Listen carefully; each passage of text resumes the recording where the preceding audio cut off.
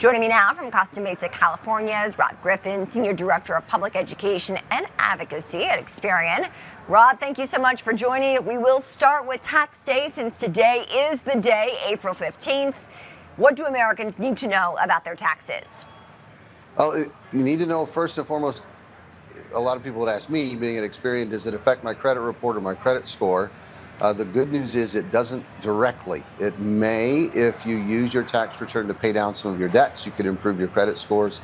So if you reduce your debts, use it toward improving your financial situation, you could. But if you get a tax return, you can use it for other things as well that might help you in your financial life. Don't have to worry about it affecting your credit score, though. Yeah. So what I'm gathering is pay down debt, maybe save some of that money if you are getting a return from the federal government. Rod, amid Financial Literacy Month, what are your top tips to Americans to really get their financial house in order? Sure. First, check your credit report. Know what's there. It's easy to get. You can enroll in a free app at Experian and get your free credit report and a free credit score once a month. So check that.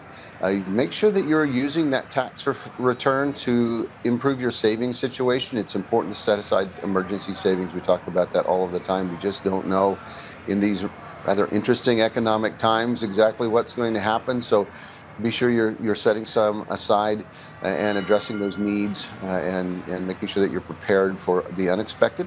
And make sure that you are looking to the future. Think about how you invest for retirement. I'm getting more gray all the time. It's still a long ways off, but getting closer. So think about how you invest. How do you engage in the market? Because it's going to be critical to your future financial health. How are you finding that Americans in this environment are managing to pay off debt? Well, being tax day, that's one thing people tell us, that they are using that in some cases a bit of a windfall to reduce their debts. Otherwise, it's often just a slow, steady approach. There are a couple of things people can do, sort of the old tried and true.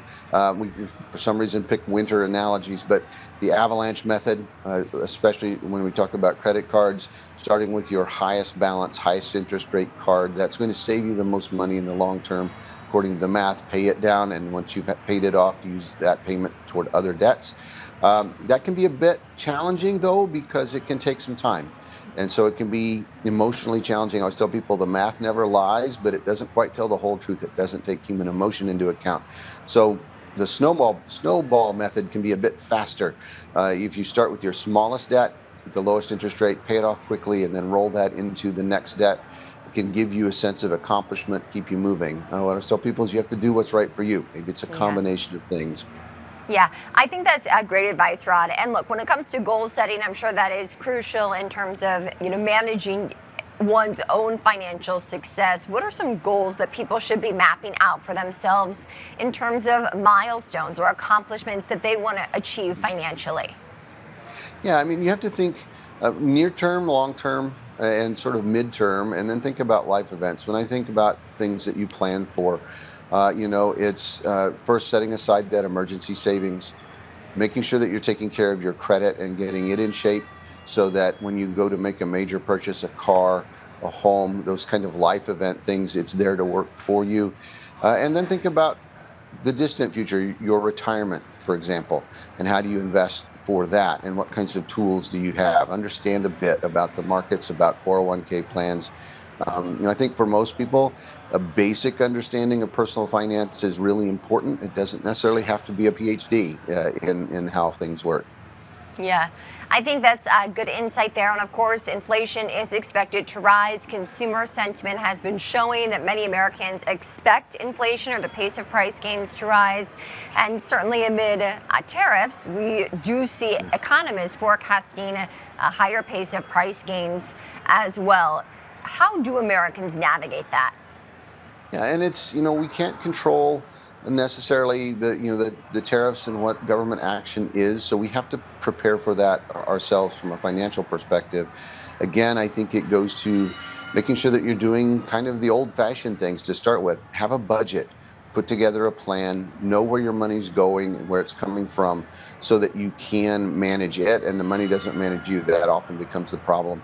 From there, it's reduce your debts if you can. Make sure that you're minimizing what you owe. That's going to put you in a better position over time. Make sure that you're setting aside those savings, and then looking at ways to save and gain discounts, perhaps reducing interest rates. Experian has, for example, a credit card marketplace.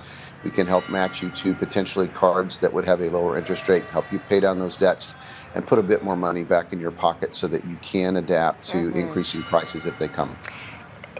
What realistically is a path to better credit on a timeline basis? Are we talking 3 months, 6 months, or does it take 12 months to really change a credit score? Yeah, well, and the answer to every credit question, it depends. It depends on your situation, your unique credit history. About 220 million people have credit histories, and they're all unique. But if you have credit card debts, the fastest way to improve your credit scores is to pay those down. So if you can reduce your credit card debts, that's going to result typically in a month or two in improvement in your credit scores, assuming you haven't made other charges somewhere else. It's called utilization rate, your balance to limit ratio on your credit cards, the second most important factor in credit scores. That will tend to lead to the fastest recovery if, again, you have no other issues. Most important is payment history. Yes, payment history. Thank you so much for joining. That's Rod Griffin. He's the Senior Director of Public Education and Advocacy at Experian. Rod, thank you. Thank you.